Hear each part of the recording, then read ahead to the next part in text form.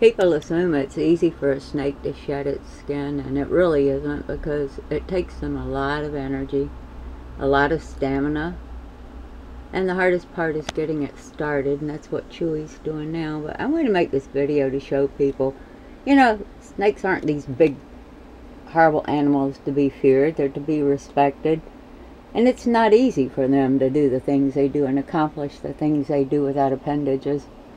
I don't understand man's fear of snakes, because we definitely have the advantage. It's up to you whether you want to confront one or you want to step away and leave them alone. Let them do what they normally do and without invading their territory. You know, if you invade their territory, you can expect them to respond with defensive behavior. They don't know you're to be trusted. So, you know, it's on you if you get bit. If you harass a snake and you pursue it, and you make them feel threatened or intimidated, you can expect repercussions from your conduct. Usually after my big constrictors shed, they'll sleep for like 2 days and 2 nights just to recover from the energy it takes them to have a shed. So it's not that easy for them, it really isn't. It takes a lot of work from them.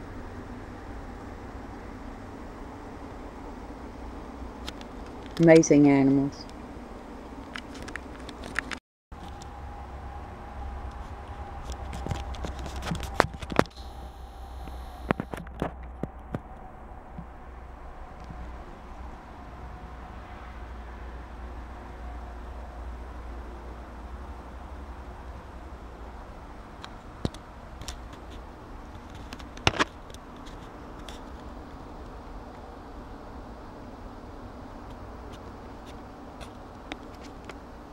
Sorry about the glare, and here there are a couple of scratches on the glass, but they're insignificant, but they do show up in my videos once in a while. Chewy working on clearing his head. You can see the protective eye caps are already off with the shed. He's very particular about his shed. He primes for 2 weeks before he'll even start clearing his face off. So he knows what he's doing. He thermoregulates. He goes back and forth from warm to cool areas, and he's very efficient about that. And he has a perfect shed every time, because even if you don't have your environment in a snake enclosure perfect, if you give them the means to thermoregulate, which means for them to take it upon themselves to change their core temps and their body temps, they will do that. See, it's not all up to you, but it helps to have it close to what you need for the snake, for them to be able to accommodate those needs to have a good shed. I keep a towel on top of Chewy's big platform because he prefers a towel over a cloth. And the only snakes I have that are in wood substrate are my corn snakes, and they're in aspen, and that's because they love to burrow. That's kind of hard to do in newspapers, and they make a big mess when they burrow in newspapers. So the only snakes I have that are using wood substrate are my corn snakes that are in aspen. All my big constrictors are on newspaper. Hey, you got a piece stuck on the edge of your lip, huh? Yeah, they're awesome.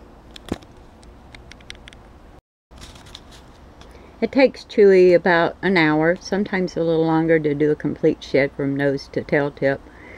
And he makes approximately 20 rounds on his platform / perch here to get his shed off. He's very particular about being sure his face is all cleared off. But once the head's cleared, he gets it off really quick.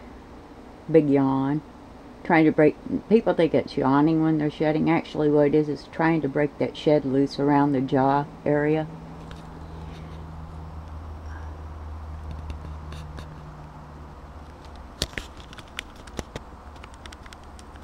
They're really amazing animals. Like I tell everybody, it's easy for them to be social. You got to think from the snake's point of view instead of always thinking from your point of view, because it's important for you to understand how they feel and what they like and what they don't like. And the only way you can do that is to put yourself in their position and think like they do.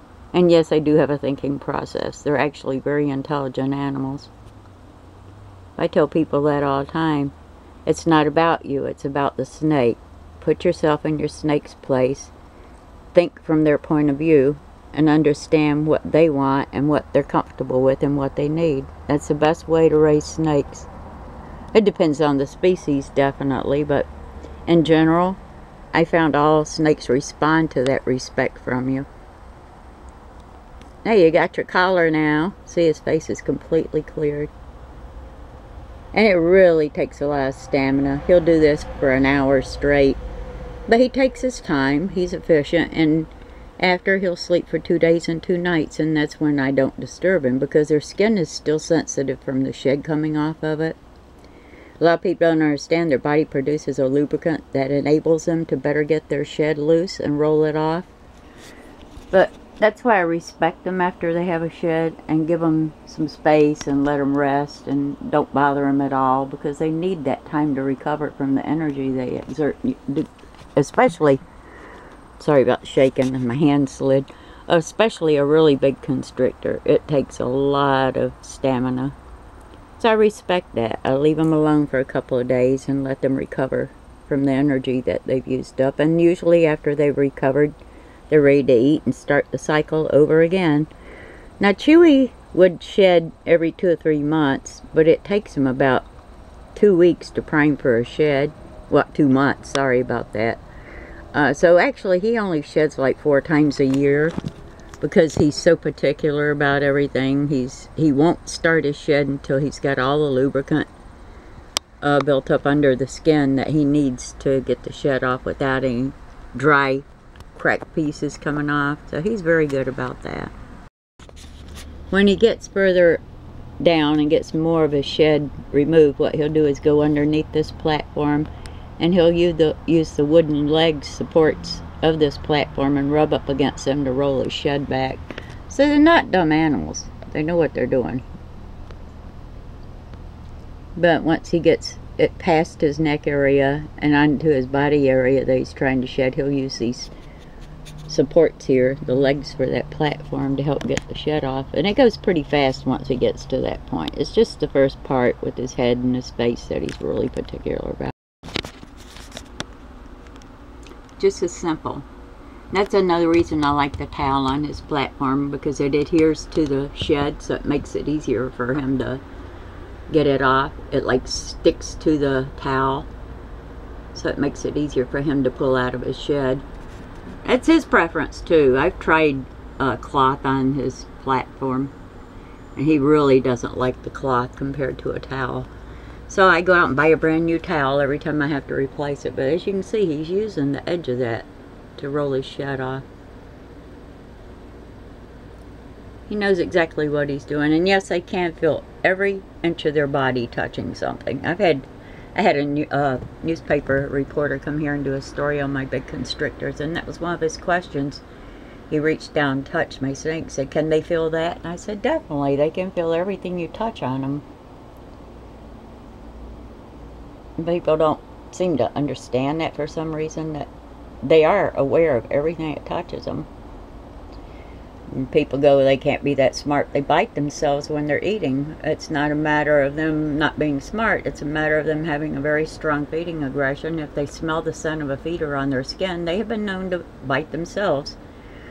I've never seen any bleeding. I've never seen any indication that they feel pain. But they do bite themselves once in a while if they smell the scent of a feeder on them. That's why usually if I see that one of my feeders touches them, I'll reach in with a damp cloth and wipe it off real quick, just to ensure that that doesn't happen, because I've had it happen a few times. And it's not because they're dumb or stupid, and it's not because they're vicious. It's because they smell food on their skin, so they will go after it. Instinct's an amazing thing. Hi, Jew. You're doing great, bud. And I stand with each of my snakes and watch them and monitor all their feedings and all their sheds. I never just do something. I've never been one to just throw food in my snake's enclosure and walk away and leave them to eat. I monitor every feeding that I give my snakes. I stay right with them and watch them. You never know when something can go wrong, and things can go wrong. So I stay right with my animals when they're eating, and I also stay with them when they're shedding.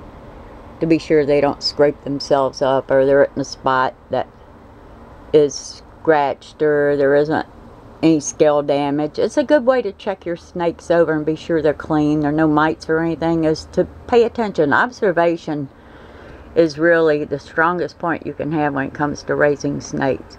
Pay attention to them, watch them, check their bodies over. This is something you need to do faithfully, not just once a month or once every 3 or 4 months. You know, it's something you need to pay attention to every single day if you want to be sure they're healthy and they're not having any health problems. I've seen so many people that say, my snake's got a respiratory infection. I was gone for a month. Well, you know, who was there watching your snake? These guys are never, ever left unattended. If I'm not here, I'm not gone for any more than a couple of days.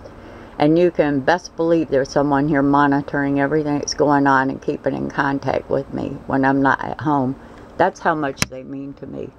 I'm responsible for their safety. I'm responsible for their lives because I'm keeping them in a captive environment. They're not here by choice, so that makes that your responsibility. And I'm very firm about that. If you're not going to keep them, you're not going to look out for their best interests, then you shouldn't have them.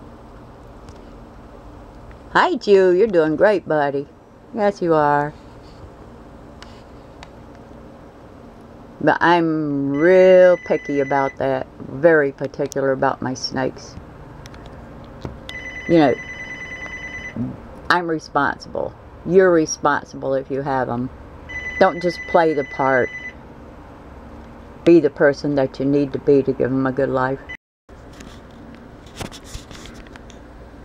I know I talk a lot in my videos, and the reason I do that is I can't overemphasize the importance you play in these animals' lives as far as making sure they survive. You know, if you have them in a captive environment and you don't observe them, you don't pay attention to them and take care of them properly, that reflects on you as a person. And the sad part is the animals suffer when you don't do things right.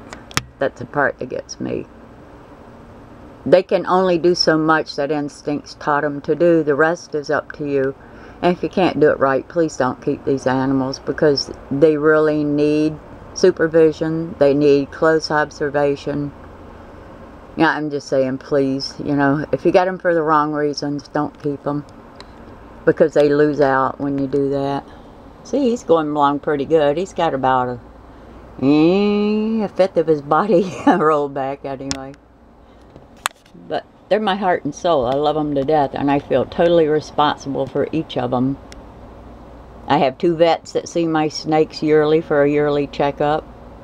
The reason I have 2 is my male vet is afraid of my big constrictors, so I have a female vet that raises her own big constrictors in another city that takes care of my big constrictors. It's kind of confusing, but I know they're all getting the best of care, and that's all that matters to me. And I don't keep records of their weight. I do their length, but not their weight, because my vets keep all those documents and keep records on everything, so they know their progress. I keep a journal on them, when they eat, how much they ate, when they shed, when they excrete waste. I'm very particular. You know, I'm sorry if it causes people a problem, but that's who I am. That's who I'm going to be till the day I die. These guys are my life and my world, my heart.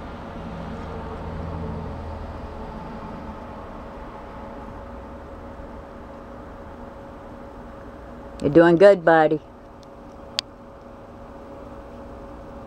I'm not going to film the entire thing. I'd be sitting here for an hour filming. But I just want to show people that really takes them a lot of energy and effort to get a shed off, especially a really large constrictor. They mastered it. Instincts taught them how to do this.